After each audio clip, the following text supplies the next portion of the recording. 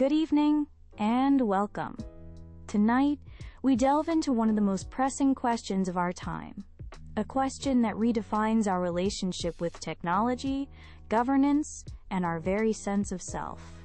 In an era intrinsically defined by data, where our lives are meticulously documented in the ones and zeros of the digital ether, we must ask, is privacy an inalienable human right, a continuation of our established freedoms? Or is it a privilege, a concept that must be recalibrated and balanced against the formidable societal demands for security and the relentless engine of technological innovation? To navigate this complex terrain, we are joined by two distinguished experts, Mr. Ben Carter, a renowned legal scholar specializing in human rights law and digital ethics, and Ms. Chloe Davis, a leading policy advisor who has spent her career at the intersection of technology, economics, and public policy. Welcome to both. We will begin with opening statements, followed by a moderated discussion, and conclude with closing remarks. Mr. Carter, the floor is yours. Thank you, Dr. Sharma. Let me be unequivocally clear from the outset. Digital privacy is not a new right, nor is it a luxury to be bartered away. It is the necessary and modern application of the long-established, fundamental right to a private life, a cornerstone of human dignity and individual autonomy. To argue otherwise is to misunderstand the very nature of freedom in the 21st century. Consider the chilling effect of pervasive surveillance. When we know we might be watched, recorded, and judged, our behavior inherently changes. True freedom of thought, of expression, and of association cannot flourish under the shadow of a digital panopticon.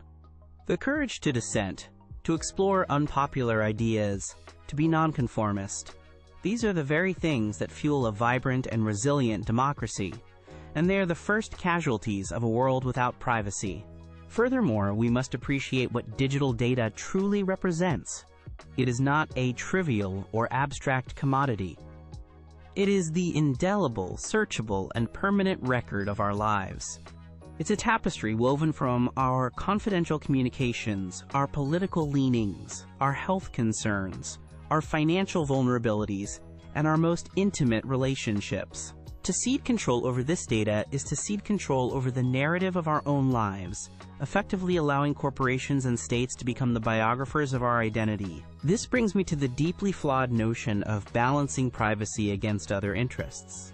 This framing presents a false equivalence. Fundamental human rights are not variables in an equation. They are the bedrock upon which our systems of commerce and security must be built. We do not balance the right to a fair trial against the cost of a courthouse. We do not balance freedom of speech against a desire for social harmony. These rights are inalienable. They are the fixed points around which society organizes itself. The right to privacy in the digital age must be afforded the same foundational status. Thank you, Mr. Carter. Ms. Davis, your opening statement, please. Thank you. Mr. Carter speaks with admirable passion, and I want to begin by stating that we likely agree on the destination. A society where individuals feel secure and in control of their personal information. However, we fundamentally disagree on the map to get there. Elevating privacy to an absolute, inflexible in the digital sphere is not only operationally impractical, it risks causing significant societal harm. A more sophisticated approach is required, one grounded in context, meaningful consent, and crucially, proportionality. Let's first consider innovation. Data is the veritable lifeblood of our modern economy and of scientific progress. The breakthroughs we are witnessing in personalized medicine, the development of safer transportation through AI, the creation of smart, energy-efficient cities, all are predicated on the analysis of vast datasets. A rigid, absolutist privacy framework would create immense regulatory friction, potentially grinding this progress to a halt. It would disadvantage economies that adopt it And, more importantly, it would deny citizens the immense benefits that responsible data analysis can deliver. The challenge isn't to block data flow, it's to govern it intelligently. Then there is the security imperative. An unbreachable right to privacy would severely handicap the ability of law enforcement and intelligence agencies to prevent catastrophic events, from terrorist attacks to sophisticated cybercrime and child exploitation rings. The digital world is the primary theater for these threats.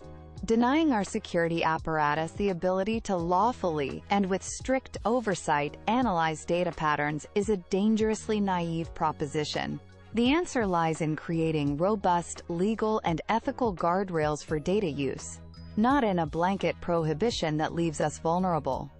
Finally, the very concept of privacy is not monolithic. It's profoundly contextual.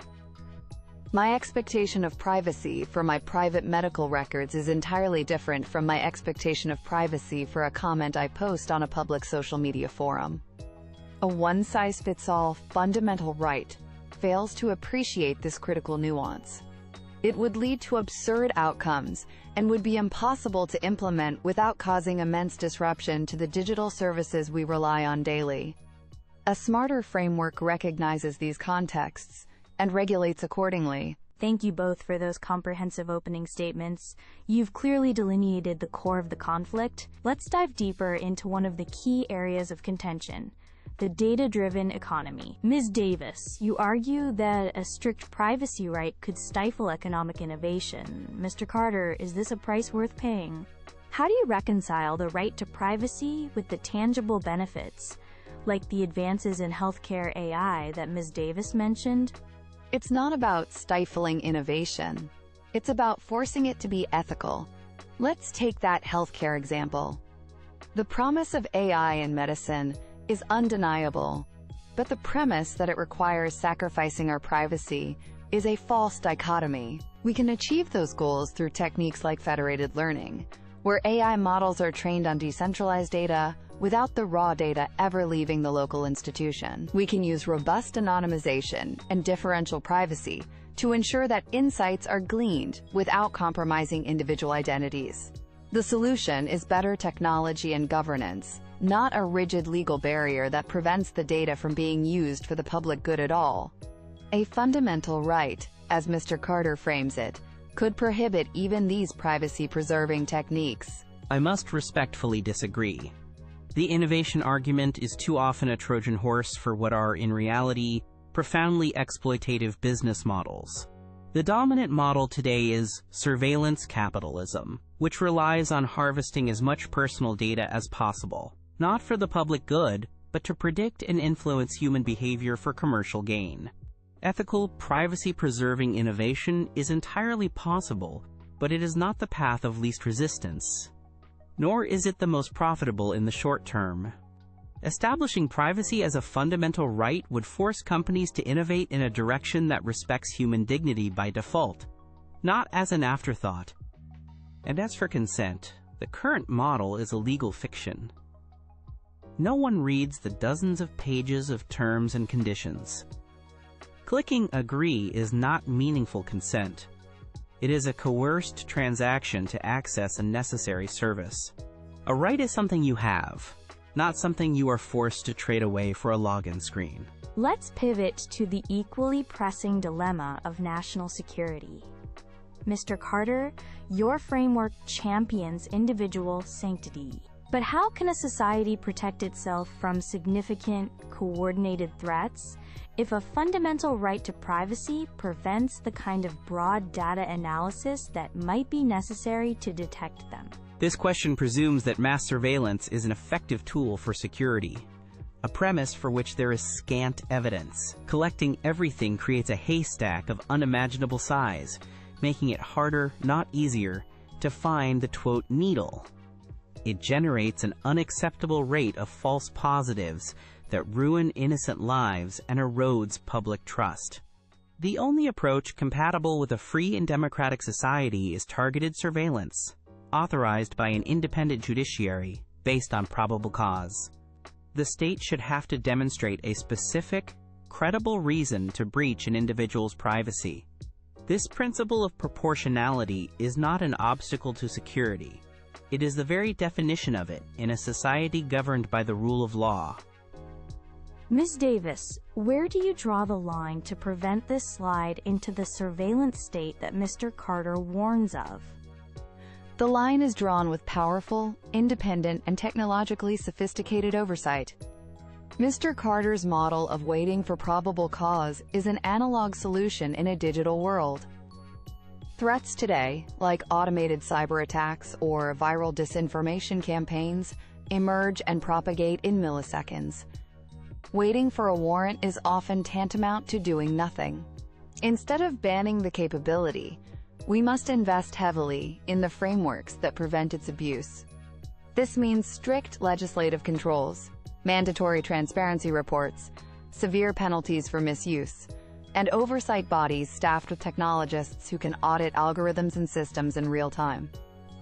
We can have the tools to keep us safe while ensuring they are kept on a very tight leash. It is a difficult balance, but it is the only realistic one. We are approaching the end of our time. I will now ask you both for your closing statements. Ms. Davis, you may begin. Thank you.